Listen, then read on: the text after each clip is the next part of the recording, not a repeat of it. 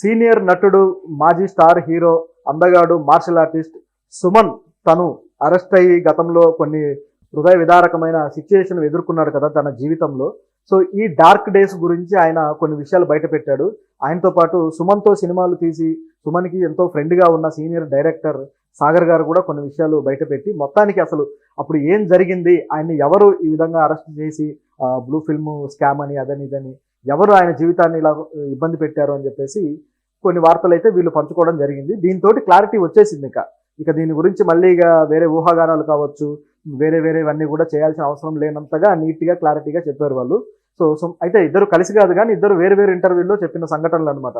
రీసెంట్గా సుమన్ గారు అయితే కొన్ని ఇంటర్వ్యూల్లో తన పాత జీవితాన్ని గురించి, తన జైలు జీవితాన్ని గురించి మాట్లాడుతూ అయితే ఆ రూమర్స్ అన్నీ ఆయనకు తెలుసు. ఆ రూమర్స్ విషయంలో ఎన్నోసార్లు క్లారిటీ కూడా ఇచ్చాడు. సో అయినా సరే ప్రజలు అదే రూమర్స్ పట్టుకొని వేలాడుతూ ఉన్నారు. సో ఇప్పుడు కూడా ఆయన ఆ రూమర్స్ ముందు పెడితే ఆయన ఏమన్నాడంటే, నన్ను ఎవరైతే జైలుకు పంపించారో, నాకు ఎవరైతే అన్యాయం చేశారో వాళ్ళు ఖచ్చితంగా దేవుడు వాళ్ళని శిక్షిస్తాడు, వాళ్ళని వదలడు, వాళ్ళ పాపానికి వాళ్ళే పోతారు అని చెప్పేసి ఆయన వ్యాఖ్యానించడం జరిగింది. దాంతోపాటు మరి మీరెందుకు శిక్షించరు అని సుమన్ గారిని అడిగితే, నేను సాటి మనిషిని శిక్షించే మనస్తత్వం ఉన్నోని కాదు అని చెప్పేసి ఆయన అన్నారు. సో వాళ్ళ పాపను వాళ్ళే పోతారు, దేవుడైతే చూస్తూ ఉన్నాడు.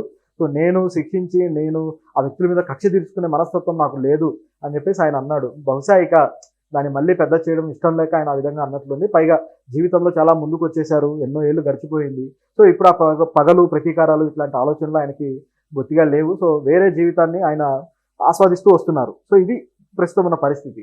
మరి అందులో నిజాలు ఏంటి, అసలు ఏం జరిగింది, ఆ వ్యక్తులు ఎవరు, దేవుడు వాళ్ళకు శిక్షిస్తాడని ఎందుకన్నాడు, నిజంగా ఆ వ్యక్తులు దేవుడు శిక్షించే పొజిషన్లోనే ఉన్నారా, ఇదంతా మనం ఇప్పుడు మాట్లాడదాం. సాగర్ గారు సీనియర్ డైరెక్టర్, సుమన్ తోట ఆయన చాలా సినిమాలు చేశారు.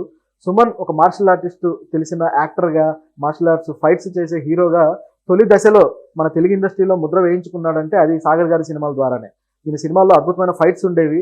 అలాగే సుమన్ క్లోజ్ ఫ్రెండ్ భానుచందర్, వీళ్ళిద్దరిని కాంబినేషన్లో సాగర్ గారు కొన్ని సినిమాలు చేశారు. సో ఆ సినిమాలు వాళ్ళిద్దరి ఫైట్స్ కావచ్చు, వాళ్ళ స్టంట్స్ అద్భుతమైన పేరు వచ్చింది. ఆ విధంగానే సుమన్ ఒక యాక్షన్ హీరోగా గుర్తింపు పొందాడు. ఎప్పుడైతే చిరంజీవి గారు ఒక స్టార్గా ఎదిగి అప్పుడే తన మార్కు చూపిస్తూ వస్తున్నారో అదే టైంలో సుమన్ గారు కూడా తన మార్కును చూపించే ప్రయత్నం మొదలు పెట్టారనమాట. సో చాలా తక్కువ గ్యాప్ వాళ్ళిద్దరి మన గ్రాఫ్ విషయంలో. సో ఇది పరిస్థితి. సో ఈ టైంలో సుమన్ గారు ఎదగడం ఇష్టం లేక చిరంజీవి గారే ఏదో ఆయన తొక్కేయడానికి, ఆయన ఏదో కేసులో ఇరికించారని, ఆయన ఈ విధంగా ఇబ్బంది పెట్టారని చాలా కాలంగా వార్తలు వచ్చి అలసిపోయారు. ఇక నిజానికి అప్పట్లో ఈ రూమర్ కూడా, ఇది నిజానికి రూమరే. అయితే ఈ రూమర్ కూడా ఎలా పుట్టిందంటే, ఆ రోజుల్లో సినిమా పత్రికలు చాలా ఎక్కువగా ఉండేవి. జ్యోతి చిత్ర అని, చిత్రమంజరి అని, అది ఇది చాలా పత్రికలు ఉండేవన్నమాట. సో ఈ పత్రికలన్నీ కూడా సినిమాలకు సంబంధించిన విషయాలు రాస్తూ గాసిపులు కూడా ఎక్కువగా రాసేవాళ్ళు. కొన్ని పత్రికల్లో అయితే అసలు ఏమీ లేకుండానే పొగబుట్టించడం అనమాట. సో హీరోయిన్లకు అఫైర్లని, గాసిపులని విపరీతంగా రాసేవాళ్ళు. సో వాటికి సేల్ కూడా బాగా ఉండేది.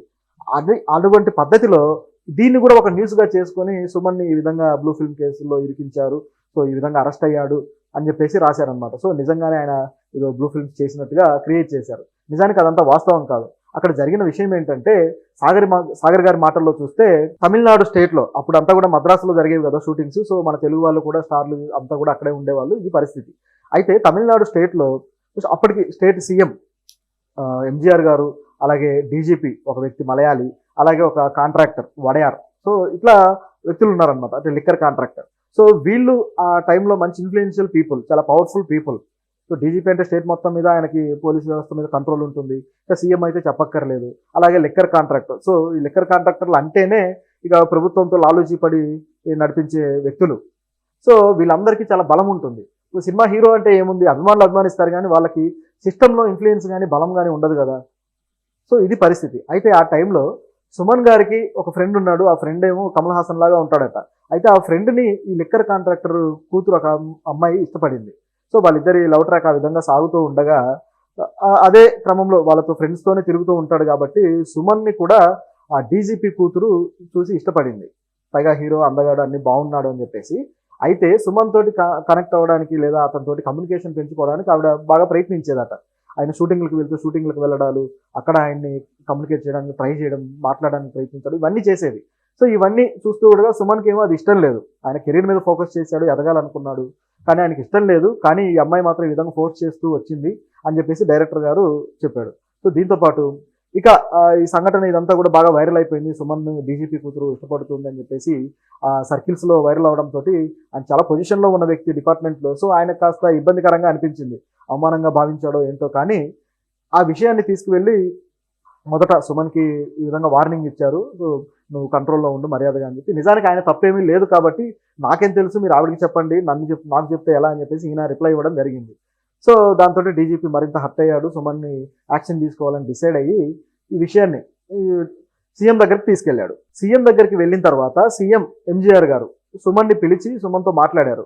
ఏమన్నారంటే, నువ్వు ఈ విషయంలో ఇక ముందుకు వెళ్ళకు, మర్యాదగా నీ కెరీర్ నువ్వు చూసుకో, నీ సినిమాలు నువ్వు చేసుకో అని అంటే సుమన్ గారు క్లియర్గా చెప్పారు. ఆయన తప్పేం లేదు కదా, క్లియర్గానే ఉంటాడు.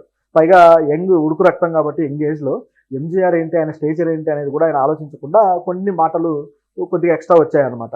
నేను నా కెరీర్ విషయంలో బాగానే ఉన్నాను, నేను నా పని నేను చేసుకుంటున్నాను, మీరు ఏమైనా చెప్పాలనుకుంటే ఆవిడకి చెప్పుకోండి, ఆవిడని కంట్రోల్ చేసుకోండి, నాకు చెప్తారేంటి, నాకు నచ్చినట్టు నేను ఉంటున్నా అని చెప్పేసి కొద్దిగా కటువుగా మాట్లాడి వచ్చేసాడు. దాంతో ఎంజీఆర్ గారి ఈగో హర్ట్ అయింది. మామూలుగానే ఆయన్ని అక్కడి ప్రజలు దేవుళ్లాగా చూస్తుంటారు, చాలా గొప్ప వ్యక్తిగా పేరున్న వ్యక్తి. సో అలాంటి ఎంజీఆర్ గారి కనుసైగకు కూడా ప్రజలు కదులుతారు.